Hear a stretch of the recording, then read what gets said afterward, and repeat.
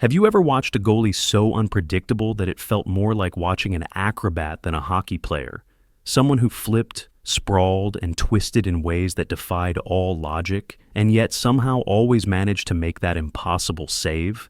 That was Dominik Hasek, the man nicknamed the Dominator, who upended everything we thought we knew about how a goaltender should play.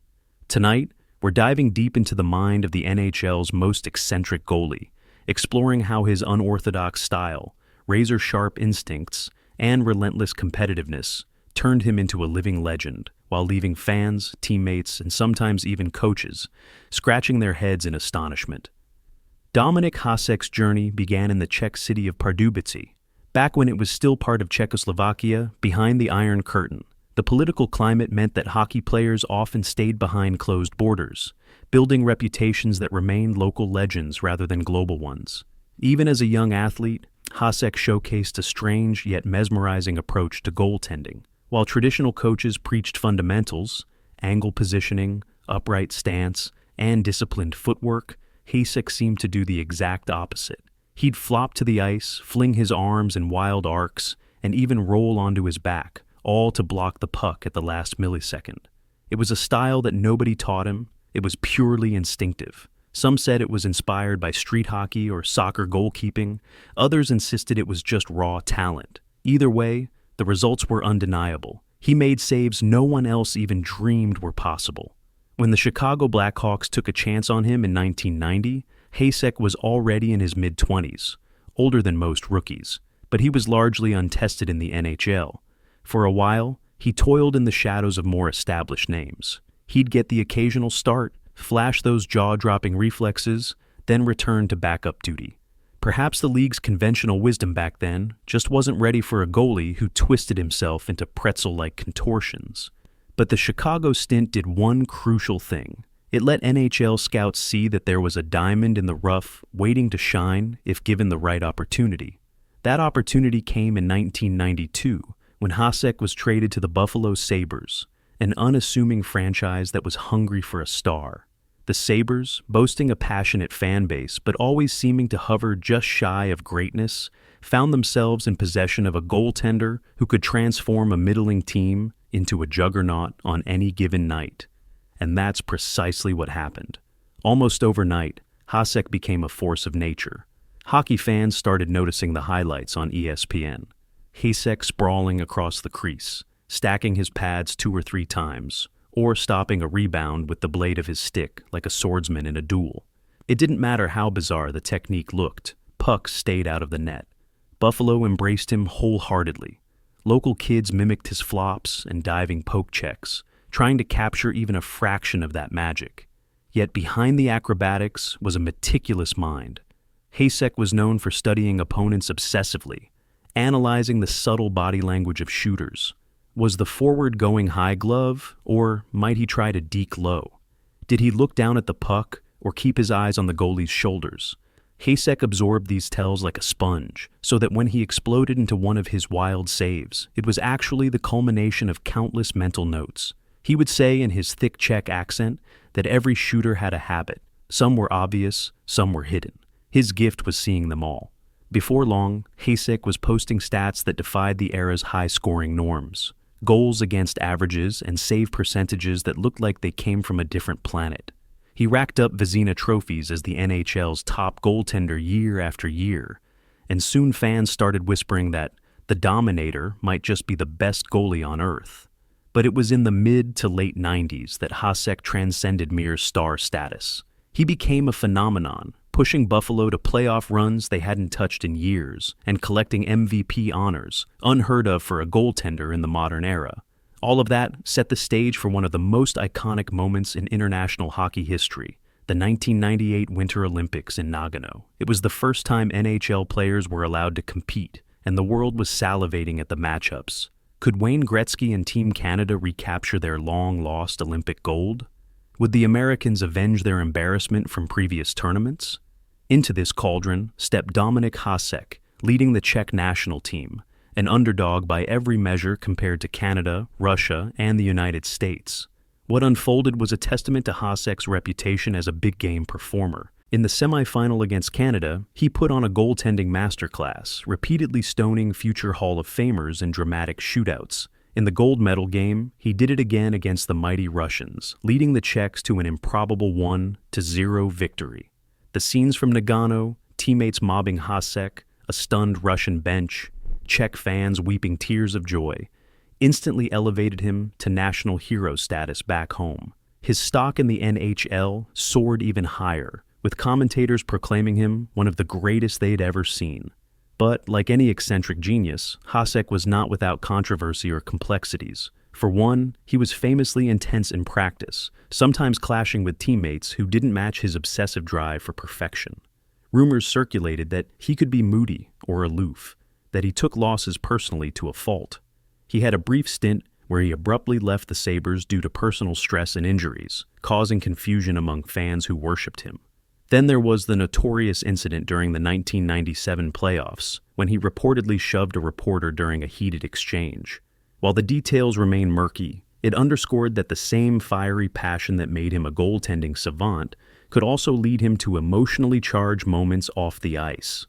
His run with the Buffalo Sabres culminated in the 1999 Stanley Cup Final, a moment that Buffalo hockey faithful still remember with equal parts pride and heartbreak.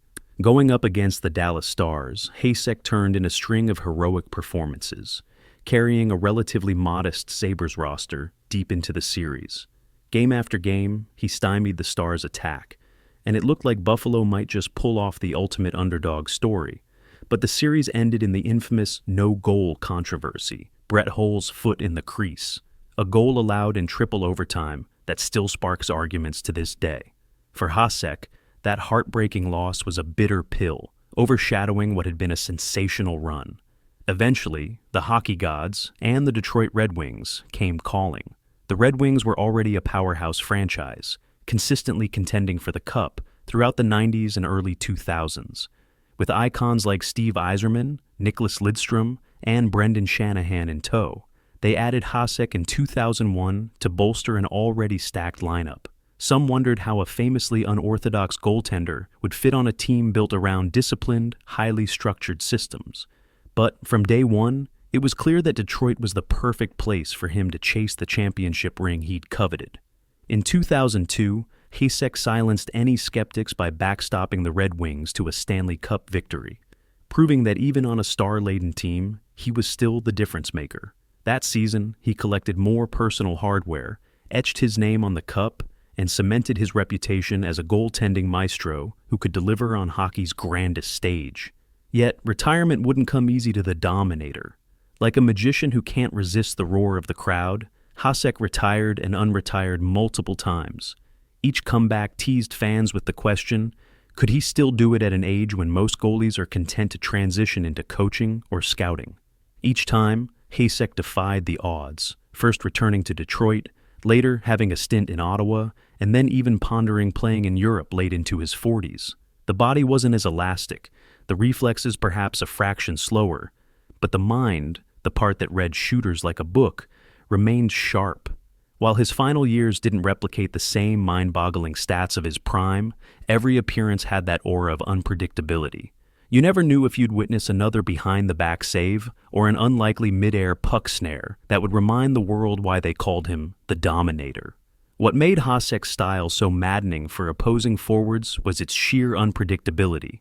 Goalies often rely on standard angles and mechanics, so shooters try to exploit those patterns.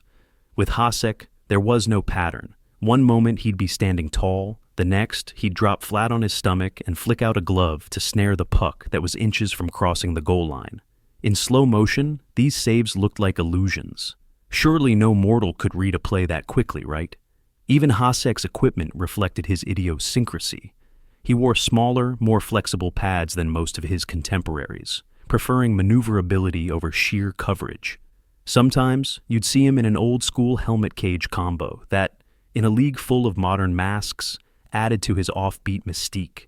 Behind all the circus-like saves was a deeply analytical mind. Teammates recall Hasek religiously breaking down game film, analyzing not only his own movement, but also the angles and tendencies of every opponent he'd face. He practiced his unorthodox moves until they became second nature. If he'd flopped to one side, he knew exactly how to contort his body to bounce back up, where his arms and legs needed to be at any given moment, and how to push off for a rebound save. His reads were so fast that it often looked like blind desperation to the untrained eye, but it was more akin to a chess grandmaster who sees the checkmate sequence 5 moves in advance. Hasek's success had a massive impact on European goaltenders aspiring to the NHL. He proved that you didn't need the cookie-cutter, North American style to dominate the league. It opened doors for a wave of creative, technically diverse netminders from Finland, Sweden, Russia, and the Czech Republic. Hasek was a pioneer who broadened the horizon for what a goalie could look like in the NHL. His story also carried political resonance. Rising to prominence in the wake of the Cold War, he personified the blending of Eastern European talent with Western hockey culture. Of course, not everyone was enamored with his eccentricity. Critics argued that his approach was too chaotic, that it risked injury or reliance on luck. Coaches who were strict about technique sometimes bristled at the idea of a flopper overshadowing the fundamentals they had preached for years. Yet time and again, Hasek silenced doubters by winning Vezinas, Hart trophies, as league MVP, and eventually that elusive Stanley Cup. When Hasek finally did say goodbye to the NHL in earnest, his last stint in Detroit concluding what had been a multi-chapter farewell, he left behind a legacy that many consider unparalleled. There are debates among hockey fans about the greatest goalie of all time. Names like Martin Brodeur and Patrick Roy get mentioned in the same breath. Yet, Hasek's peak, when he was undeniably at his best, might stand alone in its sheer dominance. Statistically, from the mid-90s to early 2000s, no goalie posted numbers so far beyond the league average, and few, if any, single-handedly carried their team the way Hasek did with Buffalo's Cup run, or the Czech national team in Nagano. Looking back, it's almost surreal how one of the most unconventional styles in NHL history became so ruthlessly effective. It's a testament to how intelligence, creativity, and sheer willpower can triumph over orthodoxy. Hasek's journey also illuminates the mental aspect of goaltending. It's not just about reflexes, but about outwitting shooters and embracing the chaos of a game where the puck can bounce in 1,000 different ways. For the Dominator, the chaos was where he thrived. What do you think? Does the Dominator deserve to be called the single greatest goalie to ever play the game? Or do you feel his style was too outlandish, too risky for that crown?